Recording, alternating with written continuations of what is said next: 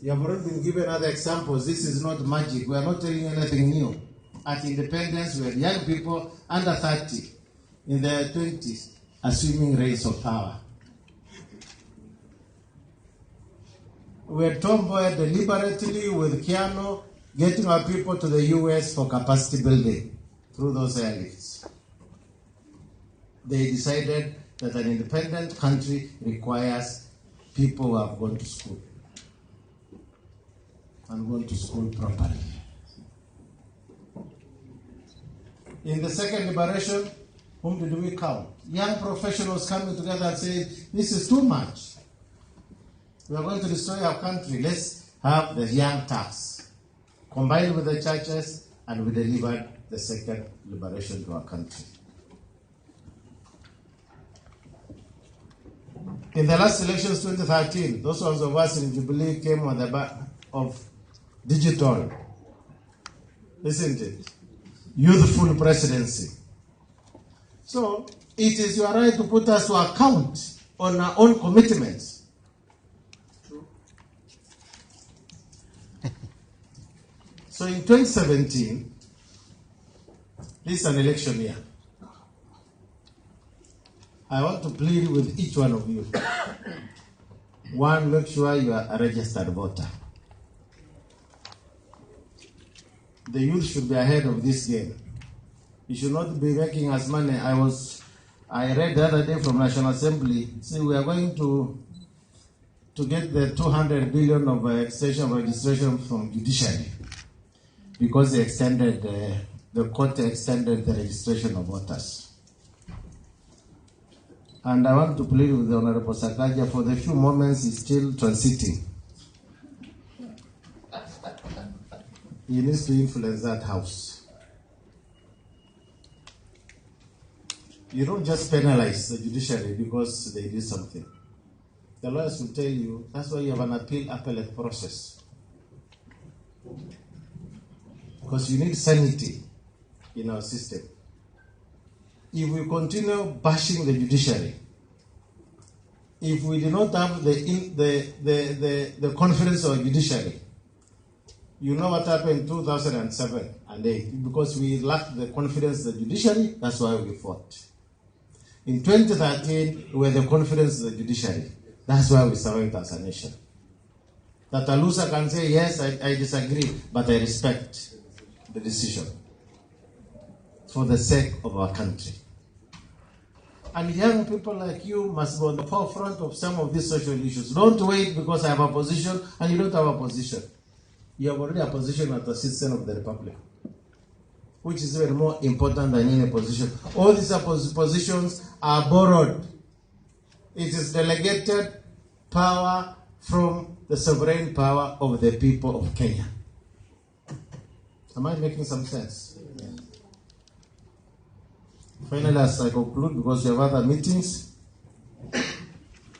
I want to plead with you. What is, in my estimation, Larry Mado asked me the other day on NTV whether the nyumba ya wasee is something good. I said that is one tag I am pleased to wear.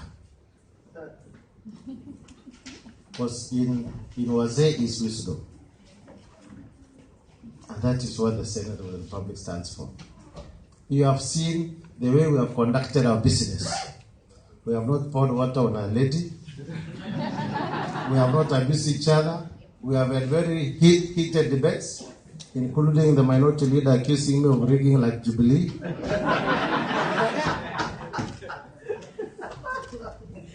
As his way of justifying his losses. But in all, we have delivered.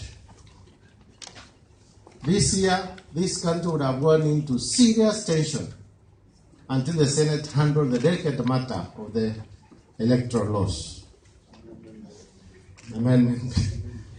And I'm glad even CORD had to suspend street demonstrations because of the action of the Senate. What more conviction and convincing do you need? That this is the house of the future, demonstrated by none other than Sakaja himself. And I can assure you, I know this man. He was a consultant for Jubilee. Now I can say a few things. And if there is one great mathematician in terms of defining the number of constituencies, it was Sakaja's formula that we used in Naivasha. So he has already made a serious commitment to our nation. And I want to welcome him to the Senate, and I'm sure he'll give me his vote. You know, this decision for looking for votes, because he also knows the commitment we have made to the youth in the last parliament.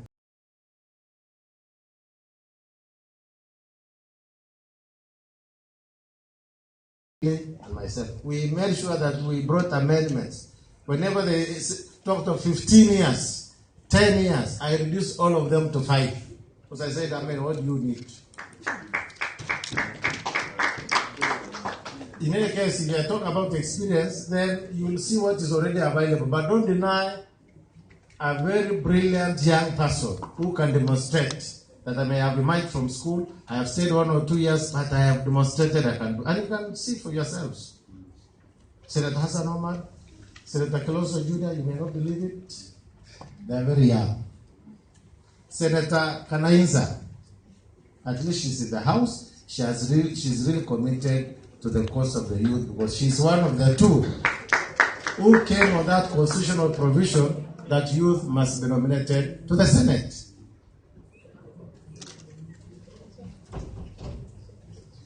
And so I want you to appreciate what your leaders have done. I want you to network with that leadership, because we are here to work for you. We are here to work for the Republic.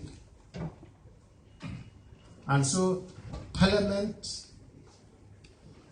has appreciated the contribution of the youth. I serve as the Vice President of the Interparliamentary Union, and I sent Senator Kiloso Jr. to represent us. And the report on engagement by the IPU mandates us as parliamentarians to start listening to the youth voices and to embrace ideas from the youth. So this is the opportunity. I read the other day the Senate, the President of the Youth Senate, I think that was LeadYoungKE. Are you in the House?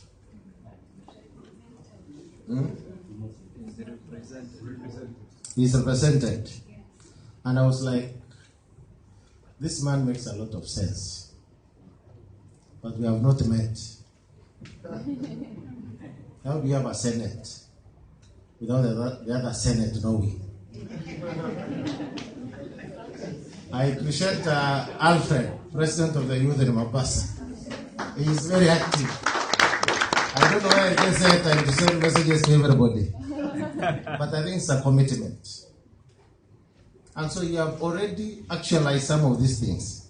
This is the opportunity now to interact with your leadership and find ways in which we can sort out those things. The chair of the Youth Fund I have attended with him many meetings, and so I know it's another resource that you can be able to take advantage of the existing services that the government has already given. They have been given a quantum of about 300 billion. I come from old school, where I think if you are a youth and you are in school studying, I still subscribe to it. But I've been challenged by my own children that this generation is not my generation. This is a generation that does so many things at the same time. I could not have done it. But I think now with technology, you have been facilitated. So we'll deal with your generation. We'll deal with the youth of the 21st century. Opportunities are there, make good use of it. But don't abandon. Don't abandon if you are in the university. Put those studies first. I can assure you, and these members will tell you, those ones of us who did a bit of hard reading, by the time you leave college, opportunities are plenty. People will be looking for you. The money, you wonder why you are wasting time doing small things. Because you'll be an expert in whatever you trained on. And you'll give the best expertise. And Kenya as a nation has relied on that for a very long time. We don't want to live that way. That's why we have M-Pesa, that's why our financial services are some of the best in Africa, and that's why our manpower is the best in the region, if not the best in Africa and the world. So vijana, tuko na nini? Thank you. It's my pleasure to declare this particular side event officially open.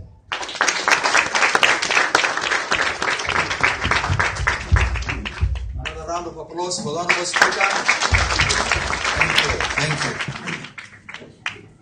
Ladies and gentlemen, I wish to take this opportunity to thank Honorable Speaker and all the other leaders who are here today for gracing this occasion. We want to thank you very much.